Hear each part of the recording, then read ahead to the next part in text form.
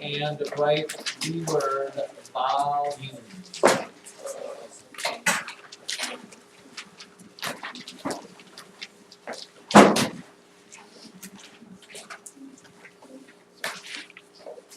Listen very, very, very carefully. Up until now, I am guessing if I asked you to find volume of something, you would have said volume is what? Anybody? I got something up there? Grace? Okay. Write that down just so that you can do this. You got that written down? Yes. Gosh. I need you to block that out of your mind because that's no longer going to be the formula that we're going to use for volume. Okay? No longer what we're going to use for volume. From this point forward, you will always use this formula. Volume equals the area of the base, if you want to put that parentheses, doesn't matter, times the height. Now usually in math, when they abbreviate that, it looks like this. Volume equals a big capital B times a little h. Big capital B means area of the base. Now you might ask, but why did we get rid of length times width times height? The volume equals length times width times height formula only works with rectangular prisms. It only works when you have a shape that's made up of all rectangles like this. Okay. It does not work if you happen to have a triangular prism that looks like this. You cannot and could not use length times width times height to find the volume of this. Okay, but this one you can always use, and that's why you need to get this in your mind and get that out of your mind. Now I know in 2 or 3 days somebody will come up to me and tell me this again, and I guess we'll just have to talk about it all over again. Now, here is the problem and the gist of this. Let's go down to this little, shape right here. All right, I'm going to actually redraw it just because I know you want to see me draw it again. Here's my, whoever said math doesn't get a little complicated wasn't telling you the exact truth. Because it does get that. I want that color. How about? Okay, so I see this shape, and they spit out at me a bunch of numbers, 10, 12, 15, 17,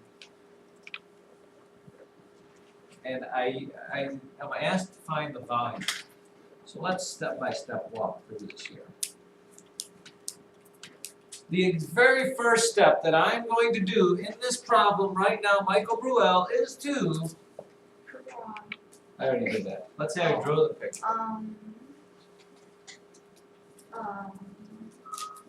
Without being said, step number 2 would be to... Plug it in. Write the formula. Write the formula. Volume equals capital B times H.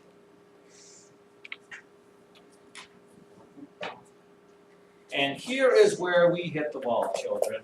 The wall has been hit. Because before we can find the area of the base, everybody looking up here, because this is like the climax to the whole lesson right here. Before we can find the area of the base, we have to know what in the wide, wide world is the base.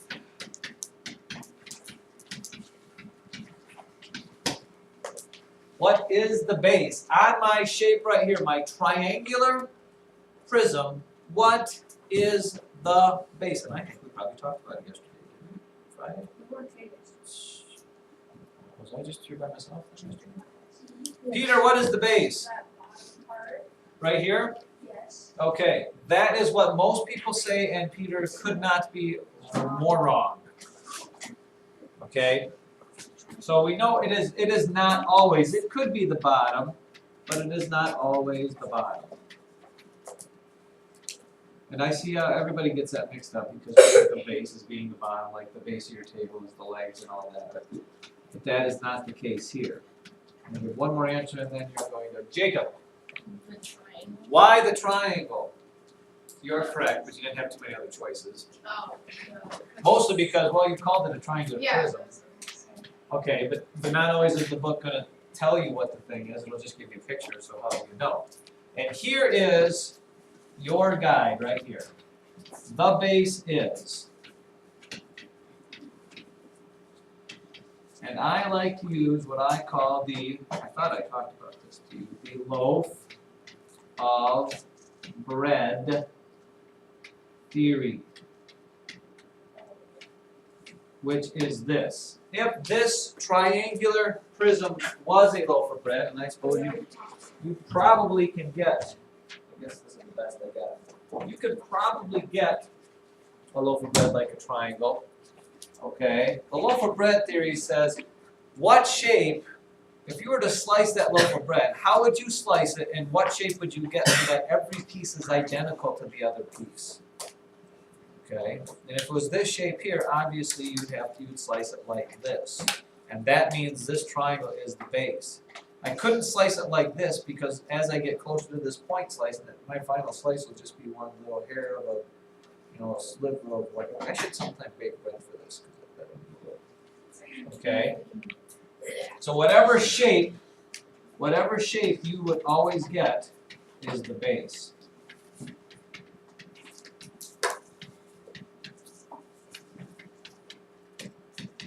Whatever shape is the base. Okay. Now here is where, and then this is where you got to start. Oh, sorry, I forgot here. Well, now that I know what the base is, how do I know what the height is? Because this is going to be confusing too, unless we define this. What do you think the height of that shape is? Lutz, I haven't heard from you today, which is unusual. Tell me the number of what you think the height is. 12 is always what people say, and unfortunately Alexa could not be any more wrong. Well, she could be more wrong, probably she said 10. She'd be wrong if she said 35, because that number isn't even up there. The height of this shape is, Evan? The height of the shape is 17 is not correct as well. We're running out of numbers to try here. Alex? 15. Why 15, sir? Besides the fact we didn't have many other choices, we ruled out all the rest. Write this down. The height is always perpendicular to the base.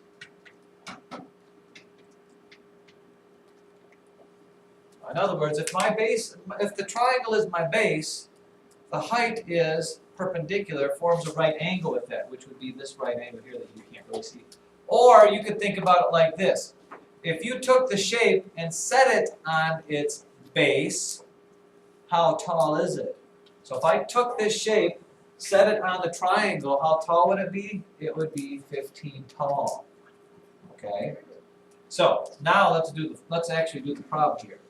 Value equals, and at this point it would probably be good for you to do this. The area of the triangle times, and you could right away put in here, what is the height of that shape? What is the height? Gary? 15. Because what will happen if you don't write this down, you'll find the area of the triangle and be so proud that you found the area of the triangle, you'll forget that the last step is you have to multiply it by 15. So you need to write it down because you will forget. And then what's my formula for the area of a triangle? Area of a triangle is 1/2 base times height, and here's where it's going to get really goofy to you again. This height of the triangle is not the same as the height of the shape here. Those are two different things, because we know when we do a triangle, here's my triangle. I just need to find the area of this triangle. What two numbers do I multiply together in my triangle? The two ones that form the right angle. So the volume equals 1/2 of 10 times 12 times 15. And you can do this first if you like, it doesn't really matter. 1/2 of 10 is 5, 5 times 12 is 60, and then the last thing I do is take 60 times 15, which is, I believe, 900, whatever this is. Inches, volume is always measured in what, children? Cubes. Cubes, 900 inches cubed. See, there is just a ton to keep straight here, so you need to keep the more you write down, the more straight you'll be able to keep this. And what part don't you get there? The third V. This one? I don't know what it says. 1/2 10 times 12, because that's the two legs that form the triangle. Times 15. Yeah. Do you have glasses? I'm wearing contacts. It's just a color. Can't see red. No, with that color, it's just I can't. Color your phone. No, I know what color it is. I just don't. Color mine, it's taking color. Let's do one more here.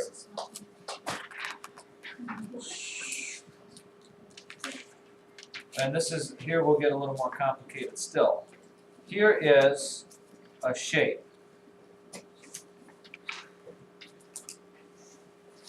See if you can't sketch this out a little bit here.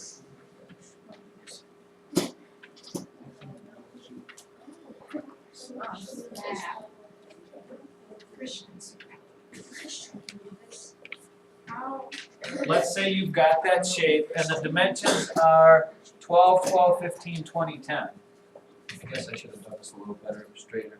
12, 12, 15, 15, 20, 10.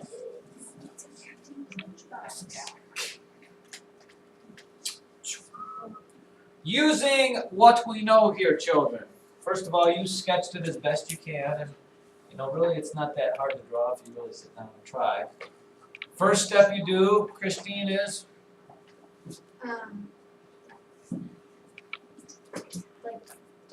Write out. Yes, thank you. Volume equals base times height. And it's at this point here, you need to establish the loaf of bread theory and figure out what is the base of this shape. If it was a loaf of bread, how would you slice it that you would always get that same sort of shape there, Sammy? Which is, and what is that shape then? It's that whatever, L-shaped or whatever. So then I would write that down. Volume equals the area of the L-shaped thing. And maybe if you want to sketch a picture of it, which would be this kind of a shaped thing. And then, what is the height? If it's setting on its L shape, which it is, how tall is that shape? If it's setting on its L, on its base, which it is, how high is it? Kelvin? Yeah, it's 10 high because it's already sitting on that base. So whatever I get for the answer for the area of this L, I'm going to multiply by 10. Now, how do I find the area of this L? Maybe it would help you to, forget about everything else on this drawing. Just think about this shape here. What's it look like? It is this shape right here. It is 12, 12, 15, 20. How would I find the area of that? Well, I don't have a formula for an L-shaped thing, so the only way to find the area of something like that is to, Christine? Cut it. How do you want me to cut it? This way or this way? This, that, First. this. Alright. So I'm going to cut it into this shape. What's the area of that shape? It's going to be 20 times, what's this number here? 15 and 12 is 27, so that is 540. I'll take my word for it. I think so. I can do something. And then the area of this little square here, which I have drawn as a rectangle, is 12 times 12, which is? So the whole area of the whole thing is that 540 plus the 144, and you end up with 684. And here is where, children, this is at the point you'll say you're so proud that you found the area of that you'll forget that the problem is not over yet. Because this is the area of the base, I have to plug that in right here. Volume equals 684 times 10. So the volume of the whole thing is 6,840, whatever it was, inches cubed.